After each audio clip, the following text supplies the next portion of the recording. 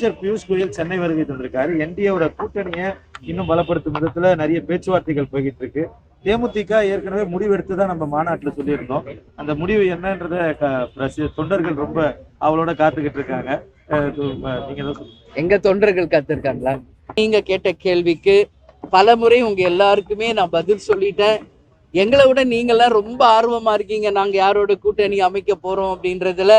அந்த வகையில பத்திரிகை நண்பர்களாகிய உங்களை நான் அழைத்து உரிய நேரத்தில் அதிகாரப்பூர்வமாக அறிவிப்பேன்.